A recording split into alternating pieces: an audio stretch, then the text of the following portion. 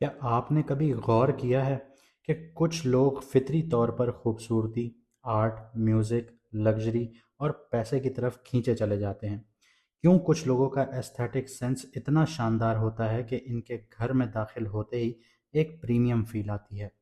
इस सब कुछ के पीछे एक सियारा काम कर रहा होता है, यानी प्लैनेट।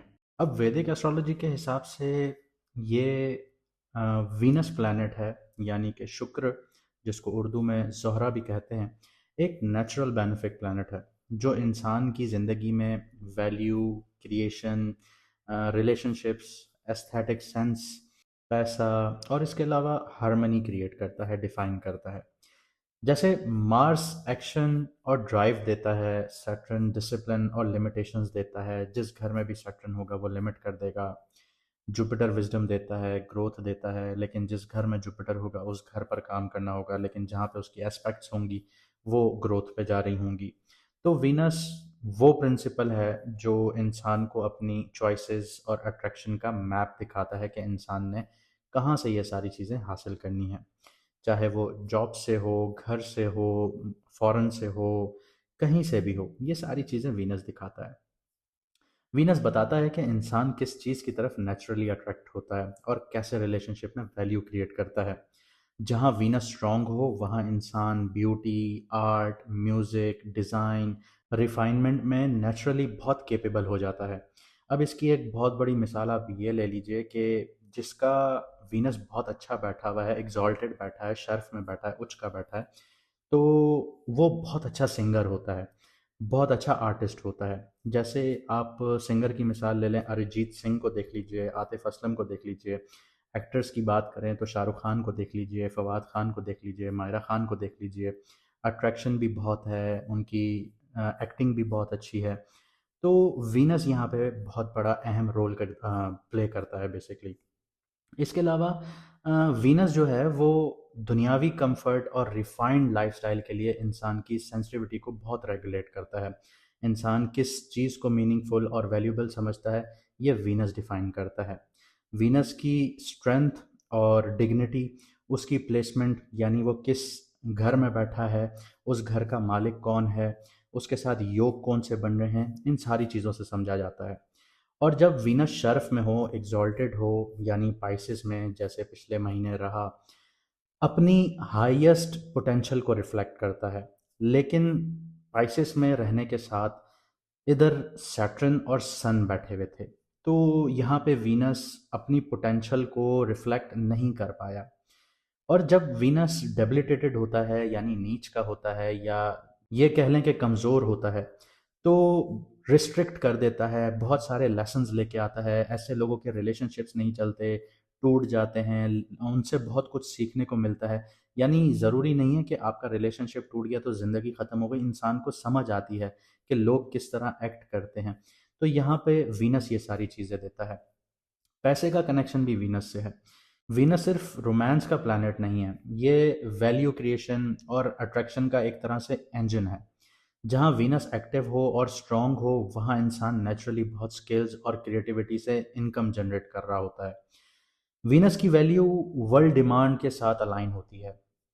दूसरे प्लैनेट्स जैसे राहु है, जुपिटर है, मार्स है, इनकी एनर्जी उस प्लैनेट्स को स्ट्रैटेजिकली मल्टीप्लाई करती हैं, यानी वीनस की। अब इसकी एक मैं मिसाल आपको इस तरह से दूं कि वीनस अगर किसी की कुंडली में बर्थ चार्ट में 8th हाउस में बैठा है और राहु 9th हाउस में और 12th हाउस में, या कंसिडर कर लें 12th हाउस में बैठा है या 9th हाउस में बैठा है, तो अगर ऐसा इंसान किसी रिसर्च एंड डेवलपमेंट जैसी फील्ड में हो, इंजीनियरिंग में हो, ऑपरेशन थिएटर में काम करता हो, या आप ये समझ लें सर्जरीज करता हो, कॉन्फिडेंशियल काम करता हो, इंटेलिजेंस से जुड़ा हुआ हो, और वो ये सारी चीज़ें राहु को एक बेस बनाकर चले कि उसने फॉरेन में काम करना है या फॉरेन में क्लाइंट्स को सर्विसेज देनी है, तो उसके लिए एक्सेप्शनल फाइनेंशियल अपॉर्चुनिटीज़ क्रिएट हो जाती हैं। ये लॉजिक रिपीटेबल पैटर्न होता है बेसिकली। और इसके अलावा जब वीनस बहुत ज़्यादा स्ट्रांग होता है तो आपने ऐसे इंसान देखे होंगे कि जिनका कॉम्प्लेक्शन बहुत ही एवरेज होता है, लेकिन उनके जो फीचर्स होते हैं फेस के, वो इतने अट्रैक्टिव होते हैं कि इंसान दोबारा मुड़ के ज़रूर देखता है। बहुत चार्मिंग से होते हैं, फोटोजेनिक होते हैं, इमोशनली इंटेलिजेंट होते हैं, रिफाइंड होते हैं बहुत। जहाँ वीनस वीक होता है तो वो रिलेशनशिप कंफ्यूज कर देता है। एक रिलेशनशिप पे इंसान टिक नहीं पाता, सुपरफिशियल प्लेजर्स के पीछे भागता है, कभी इससे प्लेजर कभी उससे प्लेजर। वैल्यू जो है उस इंसान की डिस्टॉर्शन का शिकार रहती है। वीनस का लेसन जो है वो सिर्फ पैसा या रोमांस नहीं है, बल्कि इंसान को अपने इंटरनल वैल्यूएशंस और वर्ल्ड डिमांड को अलाइन करना सीखना होता है। अगर आप इस चीज़ को समझ जाते हैं तो आप पैसा भी कमा सकते हैं, आप अपना रोमांस भी इंजॉय कर सकते हैं, आप अपने पार्टनर के साथ एक हेल्दी, एक लॉयल, एक बेहतरीन रिलेशनशिप को एंजॉय कर सकते हैं। और आपका एस्थेटिक सेंस भी प्रिवेल होता है, अच्छा होता है, एलिवेट होता है, जिससे लोग आपकी तरफ मुतासर होते हैं, आपको मिलना पसंद करते हैं, आपसे बात करना पसंद करते हैं। तो ये वीनस की क्वालिटीज़ हैं। और अगर आप लोग ये समझना चाहते हैं कि आपके बर्थ चार्ट में वीनस कहाँ बैठा है और आप उसको अलाइन कैसे कर सकते हैं, और कौन सा ऐसा काम आप चुनें कि जिससे आपको पैसा आए या आपका करियर में ग्रोथ हो या आपकी लाइफ बेहतरी की तरफ जाए, तो अभी व्हाट्सएप का नंबर आपकी स्क्रीन पर आ रहा होगा, मैसेज करके आप अपना अपॉइंटमेंट बुक करवा सकते हैं। यहाँ पर जिन लोगों को अपना मून साइन नहीं पता, और मून साइन से ही रीडिंग आपको एक्यूरेट मिलेगी, तो मून साइन नहीं पता तो कमेंट सेक्शन में अपनी ओरिजिनल डेट ऑफ बर्थ लिखिए, आपको आपका मून साइन बता दिया जाएगा। और अगर आप लोगों ने अभी तक सब्सक्राइब नहीं किया तो सब्सक्राइब ज़रूर कीजिए, क्योंकि जब हम लाइव आएंगे, आपसे बात करेंगे, आपकी कुंडलियाँ देखेंगे, तो आप कमेंट नहीं कर पाएंगे। तो कमेंट करने के लिए आपको सब्सक्राइब करना पड़ेगा। अब शुरू करते हैं कि वीनस आपके कौन से घर में आया है और आपको क्या देने जा रहा है। तो अगर आपका जो मून साइन है या फिर लगना है वो पाइसेस है, यानी मीन राशि है, यानी कि बुर्ज होत है, तो वीनस जो है वो आपकी कुंडली के सेकंड हाउस को एक्टिवेट कर रहा है और एट्थ हाउस को एक्टिवेट कर रहा है। किसी के भी बर्थ चार्ट में अगर सेकंड हाउस में वीनस होता है तो उस इंसान को बदनामियां भी मिलती हैं, लेकिन पैसा भी मिलता है। और वो पैसा उसके हाथ में नहीं मिलता, वो पैसा उसकी फैमिली के फॉर्म में मिलता है, यानी उसकी फैमिली को मिलता है। अब यहाँ पे आपका फैमिली फैमिली फाइनेंसेस, आपके स्पीच, आपके पर्सनल वैल्यूज़ एक्टिवेट हो जाते हैं, शेयर्ड रिसोर्सेज एक्टिवेट हो जाती हैं, यानी अगर आप लोग मैरिड हैं तो आपके और आपके पार्टनर के जो रिसोर्सेज हैं वो यहाँ पे एक्टिवेट हो जाते हैं। और अगर आप लोग पार्टनर नहीं है, बिजनेस पार्टनरशिप में हैं, तब भी आपके और आपके पार्टनर के जो रिसोर्सेज हैं वो एक्टिवेट हो जाते हैं। ट्रांसफॉर्मेशन का टाइम पीरियड है, इंटीमेसी बहुत हाई हो जाती है, यहाँ पे हिडन मैटर्स एक्टिवेट हो जाते हैं आपके। तो करियर की बात करें तो एट्थ हाउस का जो इम्पैक्ट आ रहा है वो आपके शेयर्ड रिसोर्सेज पर आ रहा है, आपके जॉइंट वेंचर्स पर आ रहा है, इन्वेस्टमेंट्स पर आ रहा है, और हिडन अपॉर्चुनिटीज़ यहाँ पे हाईलाइट हो रही हैं। वीनस जैसा जो बेनिफिक प्लानट होता है, वो अब आपको यहाँ से आपके शेयर रिसोर्सेज से भी फ़ायदा दिलवा सकता है, जॉइंट वेंचर से भी दिलवा सकता है। इनहेरिटेंस के कोई मामला थे, फंसे हुए थे, वो भी आपके हक में आना शुरू हो जाएंगे। बैंकिंग के कोई मामला हैं, वो भी आपके हक में आना शुरू हो जाएंगे। इसके अलावा यहाँ पे आपके इन लॉज से भी आपको फ़ायदा होगा, और ऐसी जगहों से पैसा आ सकता है जहाँ से कोई उम्मीद नहीं थी, कुछ वहम गुमान नहीं था। ये आपका एट्थ हाउस है। और करियर में आप लोगों को स्ट्रैटेजीज बनानी है, कोलैबोरेशंस आपके अच्छे होने चाहिए, फाइनेंशियल पार्टनरशिप्स से भी आप लोगों को बहुत ज़्यादा फ़ायदा हासिल होगा। इसके अलावा आपकी जो प्रोफेशनल सेटिंग्स हैं उसमें बहुत टैक्टफुल और चार्मिंग अप्रोच से ही आपको जो स्मूथ प्रोग्रेस है वो मिलेगी, और लॉन्ग टर्म सिक्योरिटी आप लोगों को यहाँ पे मिल सकती है।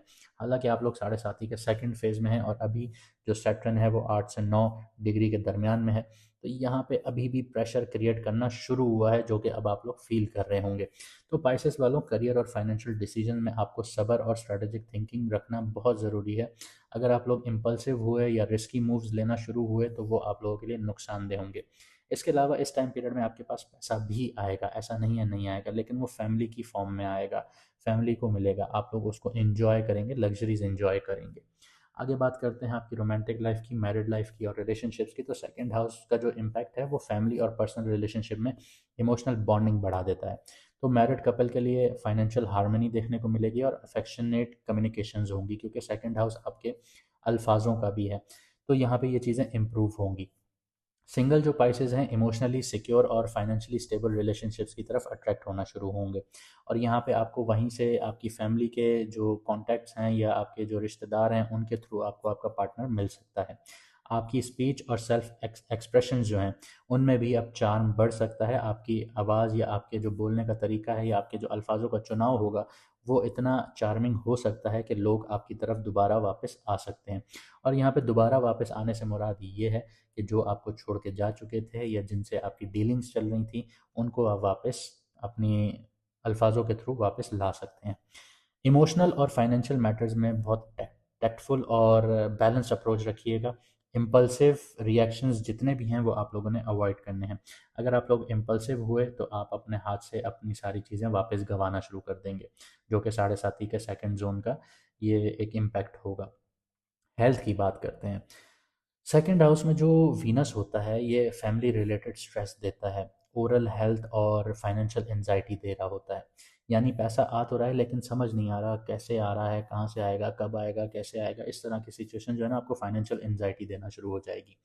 तो एट्थ हाउस का भी इन्फ्लुएंस यहाँ पर आ जाता है। तो इमोशनल स्ट्रेस देखने को मिलता है, हिडन एंजाइटीज़ देखने को मिलती हैं।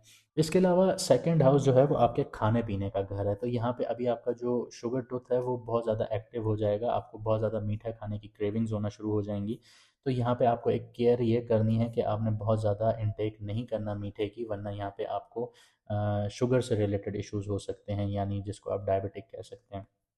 इसके अलावा हिडन एनजाइटीज़ आप लोग मैनेज कीजिए।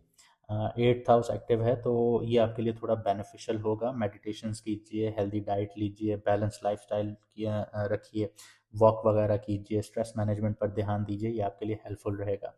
इमोशनल बैलेंस और फाइनेंशियल प्लानिंग, इस पर बहुत ज़्यादा फोकस रखना है आप लोगों ने। ओवर थिंकिंग अवॉइड करनी है और जज्बात में आकर डिसीजंस लेना आप लोगों ने अवॉइड करना है। ये आपके लिए अभी बहुत फ़ायदेमंद चीज़ होगी। अगर आपने ये चीज़ें नहीं की तो आप लोगों के लिए मुश्किलात आना शुरू हो जाएंगी। फिर बता देता हूँ कि करियर और फाइनेंसेस में आपको शेयर रिसोर्सेज और कोलैबोरेशन से फ़ायदा हासिल होगा। रिलेशनशिप में इमोशनल बॉन्डिंग और फाइनेंशियल हार्मनी आपकी इम्प्रूव होगी। पर्सनालिटी में चार्म आएगा, डिप्लोमेसी आपकी बढ़ेगी और आपकी जो इनर स्ट्रेंथ है वो हाईलाइट होना शुरू होगी। हेल्थ आपकी जो है वो आपकी इमोशनल और फाइनेंशियल स्ट्रेस आप लोगों को यहाँ पे मैनेज करने होंगे। तो अगर आप लोग यहाँ तक आ गए हैं तो उम्मीद करता हूँ कि आप चैनल को सब्सक्राइब करेंगे, वीडियो को लाइक करेंगे, कमेंट सेक्शन में अपनी राय ज़रूर देंगे। हमारी दुआएं हैं कि अल्लाह पाक आपकी ज़िंदगी को बेहतरीन से बेहतरीन बनाए। मुझे दीजिए यहाँ से इजाज़त, मिलते हैं अगली वीडियो में सितारों के सफ़र पर।